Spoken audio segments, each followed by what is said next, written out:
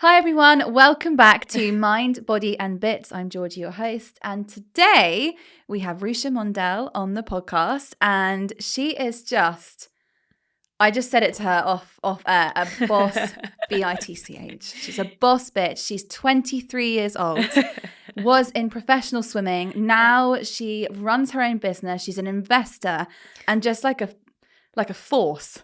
She's really hyping me up there. Like, honestly, it's not glamorous at all when you actually think about it. But okay, thank you. That is such a lovely intro. If I think about myself at 23, not like you. So give yourself some credit. But anyway, you've been we've been in each other's worlds. Yeah. For 6-8 months now. I'd say 6 months, maybe. Yeah, a while. Yeah, definitely a while. We met in a really unusual way. We met through one of the investors of Arbra.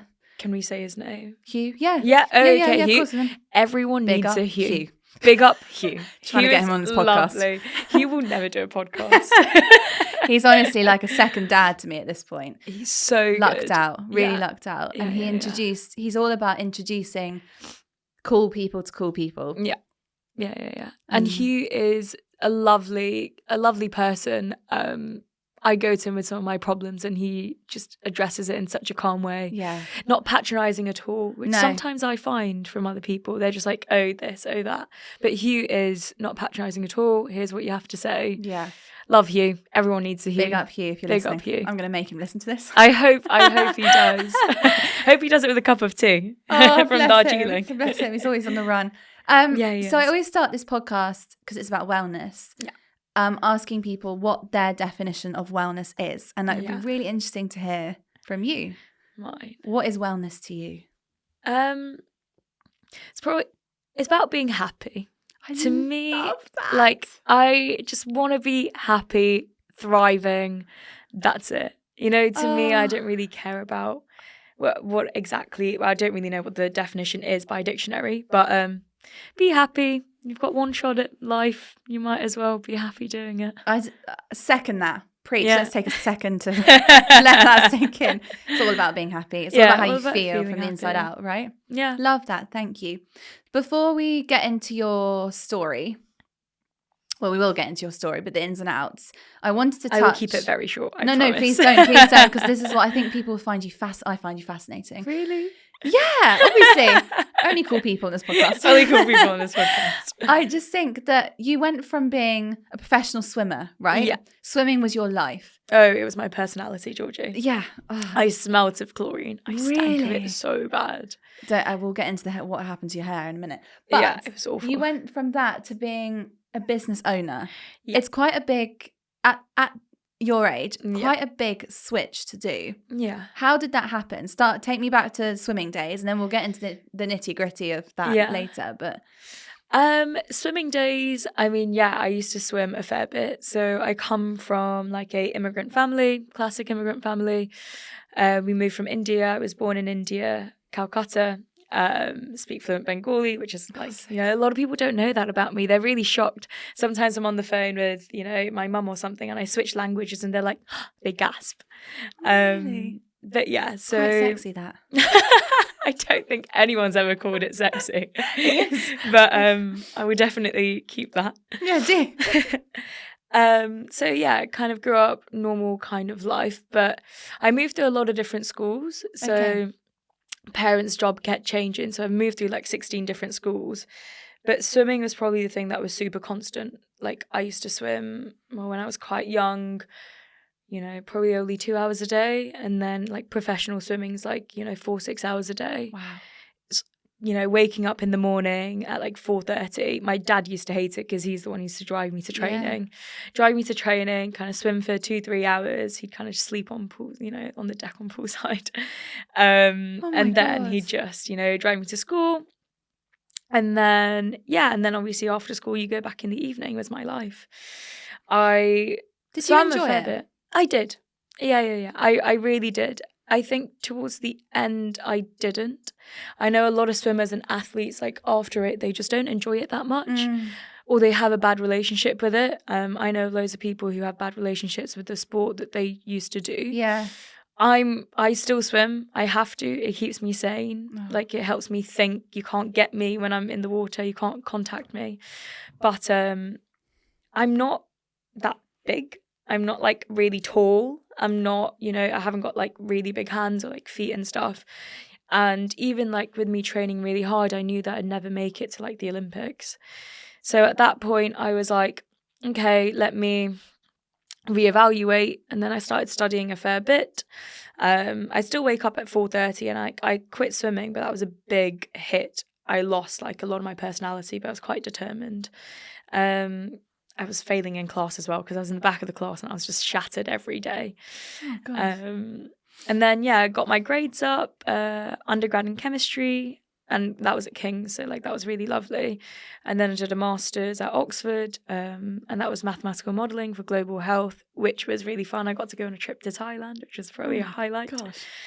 And then after Oxford, I feel like a lot of people, especially at Oxford, go into like the big corporates. So Yeah. BCG, McKinsey, Morgan Stanley, JP, you name it. And I saw all of my, friends going into jobs, and I was like, okay, let me apply for a job. Let me get in. And then I kind of did a job for a bit. It was at a private equity firm in their consultancy arm. Okay. And I was not good at it. It wasn't me. And we obviously had the business on the side. So the business has been growing since I was quite young, and it hasn't been like the smoothest growth. It's been a lot of hard work. To clarify to everyone, it's a family-run tea business. Yeah, so it's a loose leaf tea company. Founder is Ratan. If you ever are in Borough Market, he's a handful. But he loves a bit of a natter. He does it till this day because he just likes a bit of a chalk. The business was growing on the side, and then I was in my free time. I was dedicating time to the business and also working. And then the business was making what I would make in private equity in a whole month in like a day and a bit. And I was just like, the math is not mathing. Yeah. Doesn't make sense. I need to change something. Yeah. Okay. And business and investing. Personal passion, right? Yeah.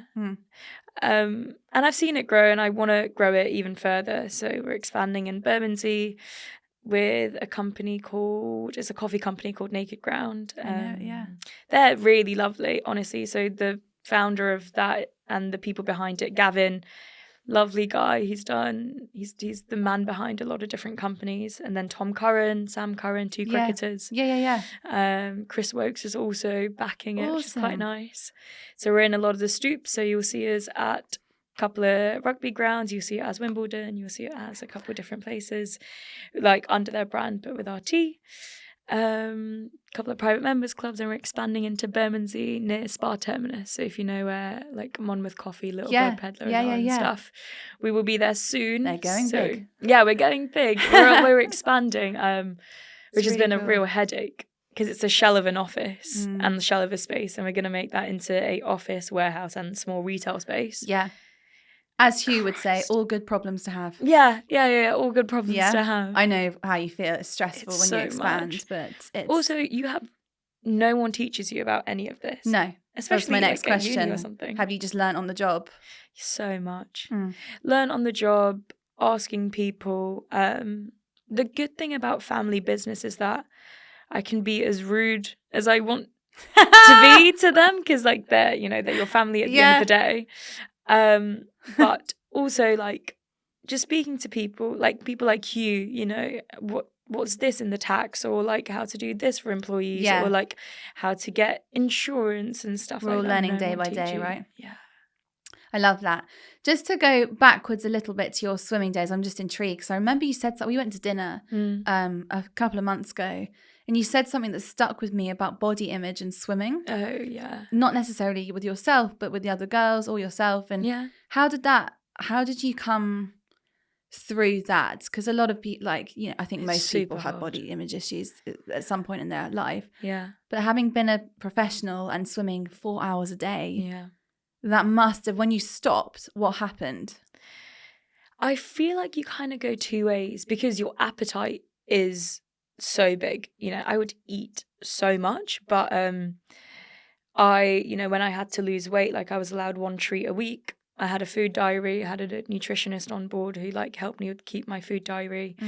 Wasn't allowed to eat bread for a bit, like quite low on carbs. It was in Manchester, and I feel like, up north the training's quite different to down south. They're quite rude and they're quite robust. Really? Yeah. Thick skin. Yeah, very thick skin. And I'd say a lot of my personality has come from being under the training of like quite a coach who really gives you a lot of character. But you're always in a swimsuit. It's either you're in a fast skin, which is like super tight, they're so tight to get on, it's what you race in, or you're just in a normal swimming costume. So you're always on show, there's nowhere to hide. And especially like, I'd weigh myself every morning, every evening. I'd weigh myself like the team would get weights once every week. Wow. And like, everyone would kind of know where you stand with like your body fat and like your weight and stuff. If you ask me that, it's my worst nightmare. Really? My worst nightmare. See, I guess you've become accustomed to it. Yeah, and I think that, some people obviously look at it from different angles, but to me, I just wanted to shave time off of like my PBs so much, is that to me, it was just like, if I lose this amount of weight, I will swim this faster, and then I'll make the qualifications for this, and then that's that. Looking back on it, probably not the best of ideas, because you're really restrictive in what you eat, which I think causes a lot of problems. I'd be super restrictive between like Monday through like Friday, really go ham on Saturday, and then on Sunday I'd like instantly like retract. Right. But when I stopped swimming, I'd still like, you'd still want to eat, you still have that appetite, but you have to just grow out of it, because otherwise you're not swimming 6 hours a day anymore, so you're not going to burn it off. There must have been some girls though who didn't have a healthy relationship. Like me dancing ballet, there's loads of them that didn't. Yeah. Or I think most people who dance or do sport professionally have a moment, let's say, that don't have a healthy relationship with food. Yeah, 100%. And I think, coming out of it, a lot of the people that I used to like swim with, they still do. Like it's something that stays with you for a while. I wouldn't say I personally had like that big of an impact. Okay. But it's because I was always like conscious eating. Right. And like even like I used to count calories and stuff. So like I knew roughly what calories this would be or that would be. And now it's just like I try to eat just when I'm hungry. And that's kind of what I want to follow for the rest of my life. Just eat when you're hungry. Intuitive eating is my biggest, I love it. Yeah. I think everyone should get to, I said this on another podcast, I see the point in calorie counting for a very small amount of people. Athletes, if you have an eating disorder, obviously, to relearn food. But for the general population, I just don't like it. We're all so unique. You can't put a number on anything. But then it makes you really conscious as well, not just eating, but like your mates are all out having pints. You know the calories in like a Guinness or like a lager or like a cider. And then, like, I'll just have like a lime soda, please, or like, a vodka lime soda, because that is the skinnier version of the drink. But like, I wouldn't just say it extends food. I think it also extends to like social life and interacting and drinking with people. I think it's in the back of your mind. You're like, oh, I know how many calories that is. Yeah. It encroaches your mind, right? Yeah, 100%. So we touched on sort of swimming and the pressures that came with that, and so body image and counting calories and stuff. How does that then transfer now into running a business as a young female? We've spoken about this off air, about being a female in this sort of industry. I'm not as young as you, but relatively young. You don't look one day older at all, I'm quite old. But do you know what I mean? Like, there's a lot of pressures that come with it. Obviously, you've got that thick skin from your swimming days. Yeah. But how are the pressures now different or worse to back then? I wouldn't say worse. I think it's also what you hold yourself as. You hold yourself to a very high standard, Georgie. And I think it's how much pressure you put on yourself. Because when you're running your own business, like, it's not like someone else is going to say, oh, you didn't you didn't finish this off, or you didn't do this, and No, you it's didn't do all that. you. It's all you. Mm. So I think right now the pressure is very much controlled internally of what I want to do, but it's similar with swimming because it's an individual sport. I find the hardest thing about business is obviously like the people, and making sure like, you know, you're motivated, they're motivated, the brand's growing, and that is, you know, one of the hardest things that I've always found. And as a young, you know, relatively youngish girl, when you're dealing with people who are a lot older than you and who've been in the industry for a while, and, you know, they think they know best, I feel like I've just let them say their part. Like, that's okay. I'm never like, oh no, but I'm right because da, da, da, da. Like, it's just not worth it. And you know your self-value, so you don't need to tell them that. You do get faced with a lot of, I don't want to use looking down on as the phrase, but it almost is. And it's not necessarily intentional from these people. But, you know, I've told you about a conversation I've had business-wise, I think, where someone said I was too young to run a business, and I am 30. Them. Yeah, you know, exactly. Like, I'm sorry, what were they doing at 30? I know, you know? and this is why I find your story incredible, because I mean, God knows what I was doing at 23. But I also think, I don't know if you found this as well, but it's like incredibly isolating. Oh, it's massively you know? lonely unless you do something about that. Yeah, unless you do something about it. Which is Because why all friends... your mates are in working. Yeah. And they care about the next promotion, Yeah. or they care about, you know, like how their work colleague is, or like the work due and stuff like that. But like, if you want to talk about tax, as boring as it is, or if you want to talk about like a strategy of like social media, or like if you even just want to like rant to someone, I think it's quite important to have those business relationships there as well. For sure. And it's just, when you compare to, I think I had this conversation with someone else the other day. The Gen Z generation, there's so many more entrepreneurs coming out of it, which is amazing. I think that's amazing. I think people should do what they want to do. Yeah, I agree. Be creative, go after your dreams. Because in my generation, let's say, it was all like, go to uni, go and get a corporate job, do this, do that, in line. And you stay in that mentality. Then you end up staying in that mentality, and you almost feel like, oh, it's too risky to not do it. But when you're young, the risk is a lot less. Don't have kids. People flip their careers at 45. Like 180 them. So, and I think, go for it, is my opinion. I agree. But it's just, I think that it's, what's difficult is then us comparing ourselves. Sorry, I'm half lifting a glass. Us comparing ourselves to those of our friends who are in that corporate world, and it seems like it's tick tick tick tick up the ladder, and sort of we're like grinding away sometimes. You know, like you told me the other day, I shouldn't repeat this because Hugh will tell you off, working until late in the evening, and it's really difficult to not compare to your friends who leave work at work. I'm not saying it's easier, but they leave work at work. They definitely do. I think I've seen, a couple of people. So I know a couple of people in like the consultancies, and they work late. You know, they're long hours. Not saying it's easier at all. Long hours, but they can stop on a weekend. You know, but for us, we're constantly thinking about it. It is, you know, I think people will say it's sometimes unhealthy, but like, honestly, it is what it is. You just get on with it. You know, you definitely need to take care of yourself, but like sometimes there's just nothing else that you can do, and you just get on with it. You'll cross the bridge when you get to it, and then you'll just cross over, and you'll be like, oh, like, you know, maybe that period I was working a bit too late, but boundaries. Yeah, I think learned the hard way. I definitely think that I need to learn that. I don't think I'm very good at that one. That's such a nice transition, because my next question was, how do you take care of yourself? Yeah, and I don't think I should be the person on the podcast answering this one. Honesty is good. I am super bad. I probably, even when I'm swimming, because like I used to swim so much, it's like walking to me. So I check in with myself when I swim. So I'm still not switching off. I've joined Octopus, which is underwater hockey for all of Tell the me about this. underwater I hockey just can't fans get my out head there. around what that is. Oh but- my god, it's so funny, Georgie. Like sorry, not funny. Like this is a professional sport. Sorry, not But funny. sorry, not funny at all. And like some of the people who train are really good. But I try to do that once a week, every Monday.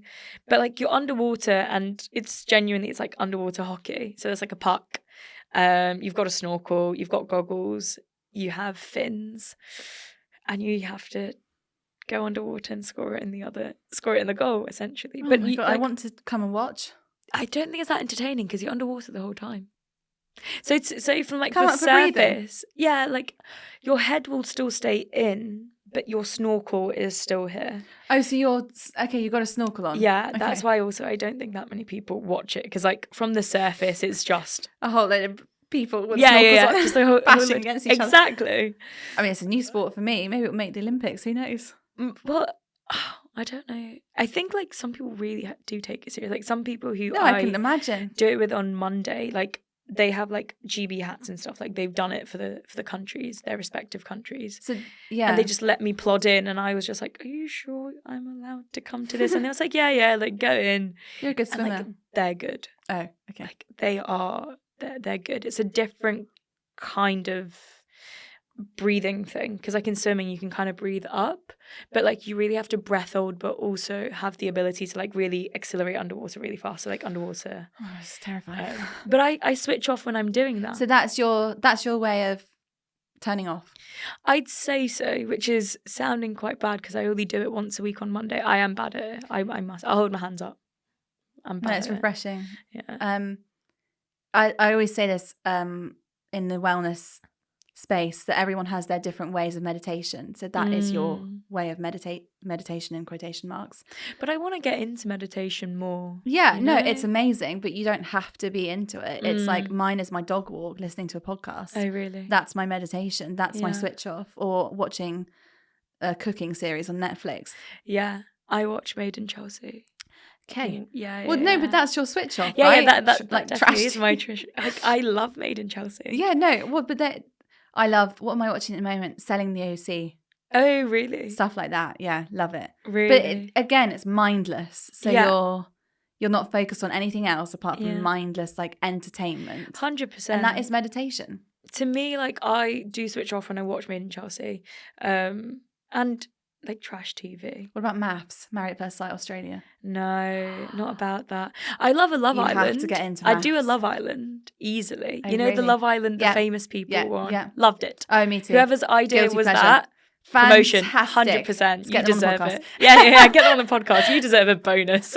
Amazing. Yeah, I think it's always it's your way, it's your version. Like everyone thinks meditation or switching off is in a dark room breathing for 40 minutes. But I might give that a go.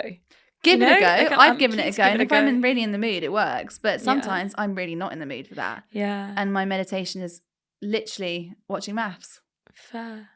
Well, this might sound really weird, but sometimes when I'm on the tube and it is packed, like, you know, you're like sardines in the tube, I kind of like close my eyes and I just focus on my breathing. And That's breath work. It works. You know, it's like 10 minutes and it does work. I was telling my mate this and they were just like, that is crazy because the tube is so busy. And I was just like, give me the time. Find me the time where I can fully like concentrate for 2 hours. But that's exactly what it's about. Yeah. Finding those little moments to have those like wellness tools, you know, habit stacking into your life. So yeah. And I think, you know, it's something like, we'll have to ask Ben, the breathwork expert, but it's something like 3 deep breaths can chemically change your flight or fight response. Okay. So taking 3 long inhales and exhales Yeah. can chemically change your body if you're in fight or flight response. Really? So it really doesn't take long. It takes, No. a couple of minutes? 3 breaths. 3 breaths? Yeah. 3 breaths. That's a catchy title for Yeah, something. yeah. Well, Yeah. I don't know. Well, some people have like they're meditating in the morning. Like I have 2 cups of tea in the morning. Yeah. Please no one speak to me before that. And people know that. Like before I have my cup of tea, you don't want to hear I'm the me same with speak. coffee. Like I'm See? miserable Yeah. without yeah, it. Yeah.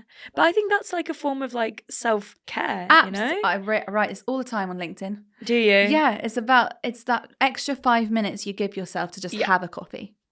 100%. That is totally self-care. Yeah, I do. Well, then I do it every morning for There a you cup go. of tea. I do it for the first What we cup need of to get tea. better is your Really good. boundaries on weekends. Yeah. I learned that the hard way. I'm now really strict. Weekends, I think I'm now trying a thing where there's one kind of lazy morning on either the Saturday or the Sunday, which I think does work.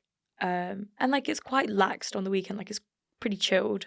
But I'll still think about it, but I need to get better at that. Like, I don't think I'm very good No at one's that. perfect. Yeah, no one's perfect. No one's perfect. What do you do? Do you turn your phone off? No, I'm bad too. See, that I'm not gives as bad me as you. anxiety if I turn my phone off. No, because then when you turn it on, you're flooded. Yeah. So I'd rather see it. If there's a problem, then let me see obviously, it. I'll deal with it. when you run a business, if there's a problem, you're working. Yeah. However, no two-twos about that. I won't plan any work. Like on the weekends, I see friends. I do activities I want to do. I give myself that lie-in. I don't lie in, but like lie in bed. Yeah. What time's your lie-in? 7:30. Yeah, fair. I can't. But I'll sit in bed and watch a film. Be a 9. Okay, well that's I self-care. think that's good. I'll have a bath in the middle of the day. Would you? Yeah, no. And it sounds weird coming from this like hustle grind culture that we're in at the moment. Running your own business, you should be working 24/7. And actually, I'm much more productive. I've learnt the hard way. I've hit burnout so many times, and I'm much more productive being quite strict about my breaks. Yeah. And one of my colleagues has taught me that as well. He removes me from the WhatsApp chat if I go away.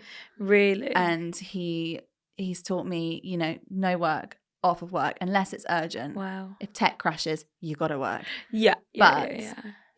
Plan things with your friends. But I'm not this guru. I was awful. Even 2 years ago, awful at it. I think I'm still quite, and I think it's also because of culture. I don't know. Burnout and like being too tired or like stuff like that it's not really seen in Asian culture. I wonder why. Like, why is that? I don't know, but like it's not really a thing. There's at no point if in Asian culture, you're just like, oh, like I'm really burnt out. They're just like just get on with it, But I think there's 2 elements to it. Yeah. There, I don't know why, but and it might be the way of life here. Yeah. Compared to in Asia, I don't know. Yeah. But it's hard to know. That's really interesting. I'm gonna have to Google that. Yeah. And it's definitely prevalent here, and people definitely. It's not about working too hard; it's about running too hard. As in, your fight or flight response, your hormones. It's not looking after yourself. Yeah. So, and I can definitely get better at that. I think my friends will tell you that as well. But they also they like getting me out now and then. We'll go out, blow a bit of steam off, then come back. Exactly. Yeah. Exactly. Or do a workout like 10 a.m. on a Saturday. That's a luxury for me. Yeah. Oh, that's really nice. Yeah, we'll go to a class. I'll train you. Yeah. What kind of class? I want to try Pilates. You've never... No. Oh, gosh, okay. No. I've done spin. I'll train you. But I think Pilates is such a... I'm a Pilates... Well, Pilates is my background. Yeah. I think it's such a I don't know. It looks so good. It is. And you're toned. I'm going to put it out there. The best way. Whoever's not seeing Georgie right now is just listening to this podcast. She is toned. She is so fit. I'm literally in a blazer. No. She is really toned. So I think Pilates is the way forward. I've learnt the hard. I've been in the fitness industry for 13 years. I started a PT 13 years ago. Oh, God. And Pilates is the best form of exercise.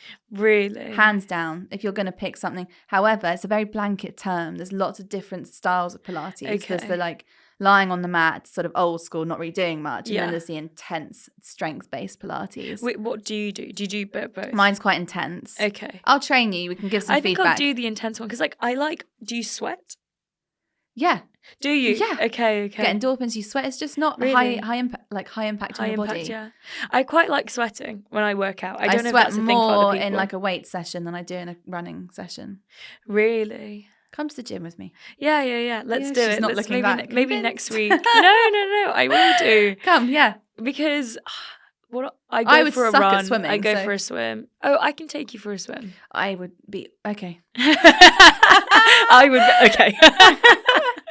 All right, no, then. let's do it. Amazing. Okay, sorted. Okay, I could chat to you forever. We know this because we spent literally hours And we the other weren't day. even meant to talk about We any of the didn't things talk that we about talked anything about. to do with work. We No, just anything to do with nattered. it, But yeah. I always finish this podcast with, what's the best thing that's happened to you in the last week? The worst thing that's happened to you in the last week? And what have you learned from either of them? Put you on the spot. Best thing, this is going to sound really boring, but like, I don't know if you guys know about business rates. So when you get like a location that is not your home Oh, I know, yeah, I know or what you mean, anything, there's a whole thing about business rates. Yeah. No one told me about this. Mm. And I was expecting, so this new office space that we're getting in Bermondsey, for its business rates to be through the roof because it's got so many windows and it's like a relatively large space.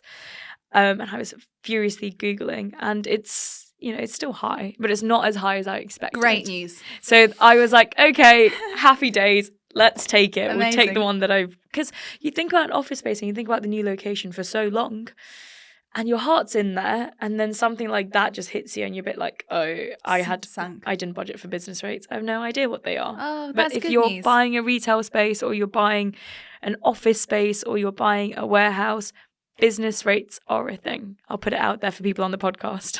Love that. So that was your best thing? Yeah, that was my best thing. Worst thing is... I don't know. Probably not looking after myself as much right now. So I've got a bit of a knee issue. I did like a wine run. It's the Beaujolais wine marathon. I did it last year. And I want to do the wine run again. So there's 12 wine stops. Yeah, and it's half a marathon. Great fun. 100% recommend. Wine and cheese at each stop, isn't it? Yeah, wine, cheese, ham. It's lovely. But every single time I try to run, I still get a little niggle. And I've been to the physio before people have a go at me. And I've been to the physio and they've told me what's wrong with me. And I need to do these exercises every day. And I just can't, I've not been doing them. And I will pull myself up on that. But that's probably been a low point because I went to go for a run today. And I keep being shocked when my knee hurts, but I'm obviously not doing the exercises for it. So that's probably one of the low points. And then also how expensive getting an office and warehouse and retail spaces. Yeah. I'm learning about different floors. If anyone out there knows, I just learned about different kind of resin binding and a resin coat. Resin coat is about 3-4 grand. Resin binding 8-9 grand. Adulting. Yeah. No one teaches you about that. I wouldn't have a clue. Well, I still don't have a clue. Okay. Good luck with that. Mario, my kind of builder guy, amazing. If you ever need anything kind of worked on, like office space or stuff created, he's truly really good. Okay. He's always at Spa Terminus if you want to meet him. I'll do an introduction when you want to do your office. And what have you learned? I guess you've learned to do your physio exercises. Yeah. 100. Amazing. And also maybe speak to a person who's previously done what the next step in business you're doing. Love that. Learn from others. I should have done that. Yeah. I should have spoken to a person who's Q. Yeah, Q. I mean, when you bought your own offices. Yeah. What did you do for this? What did you do for that? How did you budget for it? Yeah. But I've just gone off the wind. I'm just been yeah, we're doing it. And it's fine. It's nice, but I'm going to have 2 calls go in soon just about okay, does this make sense? Yeah. There's a Use lot. The people around you. There's so many people. Good advice. Yeah. Really good advice. Don't be ashamed to ask for help as well. Yeah, always. Yeah. And hopefully one time Hugh does come on this podcast. He will. I think if anyone could do it, it's going to be Georgie. the episode of the apart from yours, the episode of the century. He's so good. It's such an interesting story. Yeah. Also, anyway, you've been great. Nuggets of advice from Hugh. Golden. We're so lucky to know him. But yeah. Thank you. Your story is fascinating, and you're such a powerhouse. Oh. And I said I could talk to you forever, and I keep being told must keep the podcast down. What time does it usually have to be? The podcast maybe 30 40 minutes. Yeah. Anyway, guys, I will leave Rusha's details below, the Tea website. Yeah. Everything about all the links that you want me to put. Yeah. I'll put below. Of course. Check everything out. Add her on LinkedIn. That's the platform these days, isn't it? Add her on LinkedIn. Although I'm not really that good on LinkedIn. I feel like, I don't know if this is you, but you just get a flurry of things when you open LinkedIn. Yeah. I don't know if you're I'm getting kind this of as loving well. it. Really? Yeah. Okay. But it's a phase. Yeah. I've looked at all the notifications and I was just like, ugh. Like, yeah, no. If you really need me, okay, maybe don't add Rusha. Yeah. if it's anything work related, or you want to do like or even pop down to Borough Market. Yeah, open go there pop Tuesday down. to Sunday. Okay, Tuesday to Sunday. Tuesday, Sunday, Borough Market's open. I like being in store for one day of the week, and it's usually a Friday. Okay. So if you want to see me physically in-store there, Fridays. in-store Friday. Cool. Keep your eyes peeled for Bermondsey. And then I'll drop my email in case anyone needs to contact me. Yeah, I'll give them I'll my put your email. Yeah. Oh, thank you so much for coming. Thank you for having me, Georgie. Thanks for listening, guys, and we will see you next week. Bye. Bye.